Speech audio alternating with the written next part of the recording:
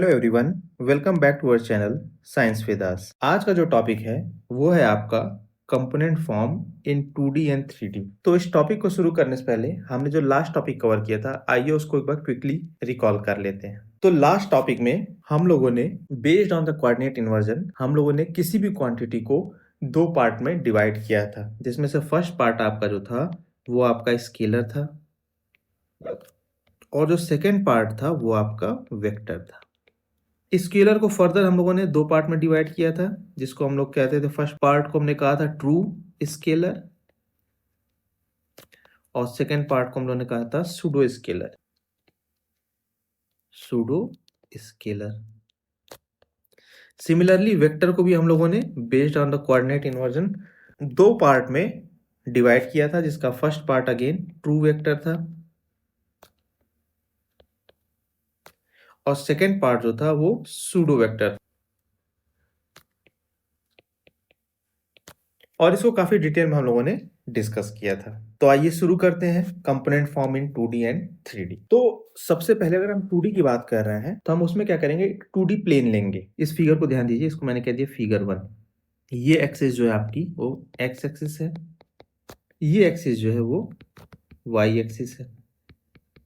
अगर हम 2D plane ले रहे हैं या 2D की बात कर रहे हैं तो उस केस में आपके पास दो डायमेंशन होते हैं, जैसा कि फिगर 1 में आपको दिखाया गया है। तो अगर कोई भी कंपोनेंट अगर 2D प्लेन में है, सपोज करिए हमने एक पॉइंट ले लिया है, इस पॉइंट को हमने कह दिया है P और यहां से हमने एक रिजल्टेंट वेक्टर ड्रॉ कर दिया है जिसका नाम हम लोगों ने दे दिया है R। और अगर ये पॉइंट है तो इसके कुछ कोऑर्डिनेट होंगे, इसको मैंने कह दिया X Y।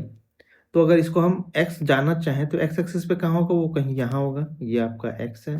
Similarly y axis पे आपका ये y पॉइंट होगा। तो यहाँ पे जो रिजल्टेंट वेक्टर r है उसको आप कैसे लिख सकते हैं, इसको हम लोग लिख सकते हैं small x i cap plus small y j cap. अब देखिए यहाँ पे एक बहुत इंपॉर्टेंट चीज ध्यान दीजिए, यहाँ पे जो x एंड y है इस रिजल्टेंट वेक्टर में, तो बेसिकली ये क्या है, x एंड y जो है ये स्केलर क्वांटिटी है और ये कहाँ पे है, ये आपका ओरिजिन से इस पॉइंट को मैंने कह दिया सपोज a।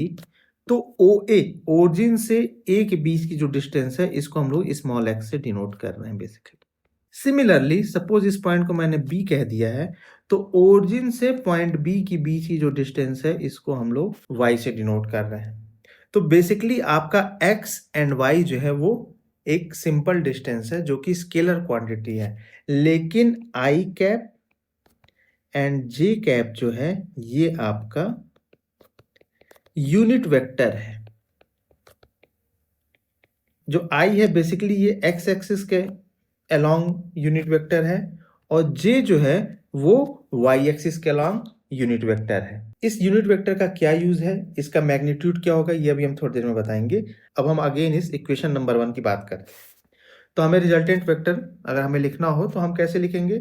अगर 2D प्लेन है, हमें एक एक्स वाई पॉइंट दे रखा है, इसका आपसे पूछे कि रिजल्टेंट वेक्टर लिखना है तो आप इसको इक्वेशन 1 के हेल्प से डिनोट कर देते हैं। यहाँ पे x के केस में कभी नंबर्स भी हो सकते हैं, जैसे x यहाँ 2 लिखा जा सकता है, y यहाँ 3 लिखा जा सकता है। तो आपका रिजल्टेंट वेक्टर r जो है it is equal to 2i plus 3j cap होगा। अब बात करते हैं हम लोग यूनिट वेक्टर की। तो बेसिकली जो यूनिट वेक्टर होता है यही जो होता है आपके डायरेक्शन को बताता है। क्या करता है, ये डायरेक्शन को बताता है। और जो x और y जो स्केलर क्वांटिटी है बेसिकली ये मैग्नीट्यूड को बताता है। ये बेसिकली मैग्नीट्यूड को बताता है और हमें पता है कि वेक्टर जो क्वांटिटी होती है उसमें magnitude as well as direction both होता है। तो मैग्नीट्यूड पार्ट हमारा एक्स वाई जो स्केलर नंबर है इससे हम डिसाइड करते हैं और जो डायरेक्शन है उसको हम आई कैप और जे कैप, जिसमें आई जो है वो एक्स एक्सिस के अलोंग होगा और जे जो है वो वाई एक्सिस के अलोंग होगा। इसकी हेल्प से हम लोग डायरेक्शन हम लोग डिसाइड कर। थर्ड से एक और पॉइंट हम लोग नोट कर लेते हैं, इंपॉर्टेंट पॉइंट है, इसको हम IMP लिख देते हैं। जो मैग्नीट्यूड होगा,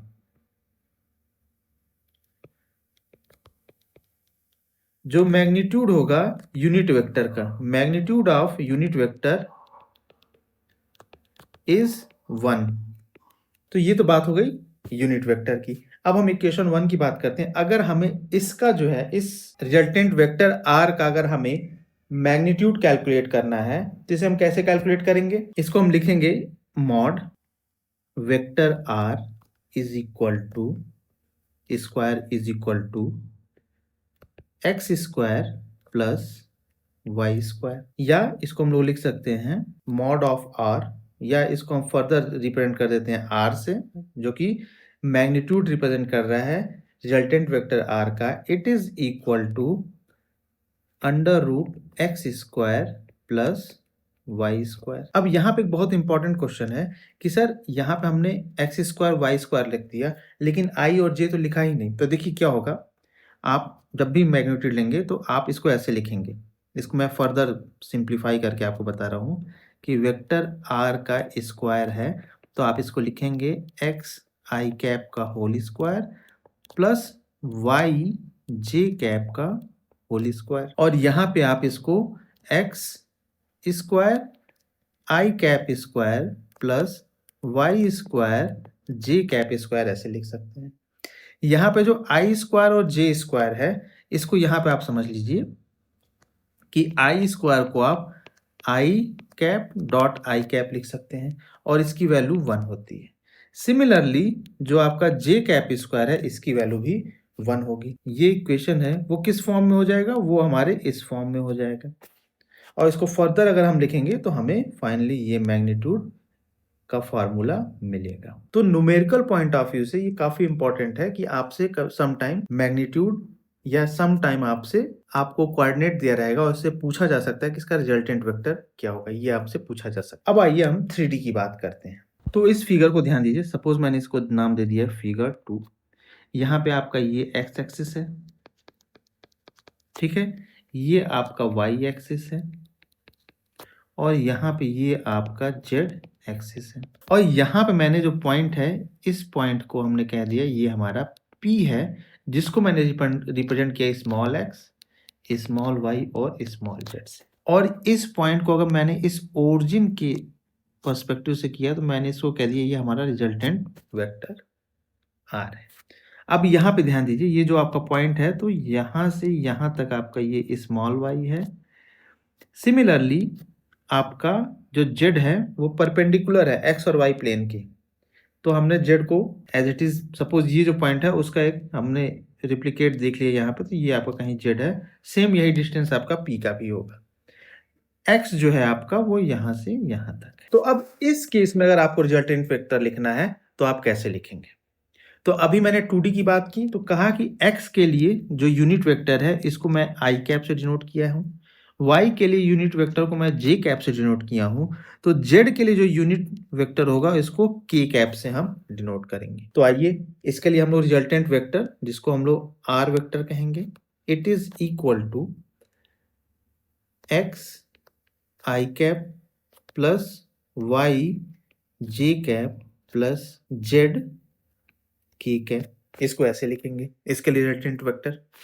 और अगर इसका मैग्नीट्यूड की बात करें या इसको हम सिंपली आर से रिप्रेजेंट करें तो इसे हम लिखेंगे under root x square plus Y square plus Z square. Again I J K आपका यूनिट वेक्टर है। फिर हम बता रहे हैं x small y small z ये कोऑर्डिनेट है जो कि स्केलर क्वांटिटी है। तो ओवरऑल रिजल्टेंट वेक्टर आपकी वेक्टर क्वांटिटी है, it must have the magnitude as well as the direction. तो यहाँ पे डायरेक्शन किसकी हेल्प से आप डिसाइड करेंगे? यूनिट वेक्टर की हेल्प से। फर्दर चीज, जो यूनिट वेक्टर होता है उसका मैग्नीट्यूड क्या होगा? 1 होगा। ये बहुत इंपॉर्टेंट पॉइंट है। तो ये तो हो गया आपके 3D प्लेन के बारे में, ओवरऑल रिजल्टेंट वेक्टर और उसका मैग्नीट्यूड कैलकुलेशन। अब हम लोग बात कर लेते हैं कि इसका यूज क्या है। जो हमने 2D या 3D कंपोनेंट यूज किया है, हमारा इसका यूज कहाँ होगा? तो बेसिकली जो इसका यूज है वो आपका वेक्टर एडिशन में होगा, वेक्टर सब्सट्रैक्शन में होगा और वेक्टर में मल्टीप्लिकेशन में होगा। वेक्टर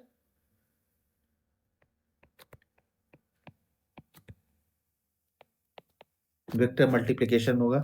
किस टाइप के मल्टीप्लिकेशन का? तो डॉट प्रोडक्ट में।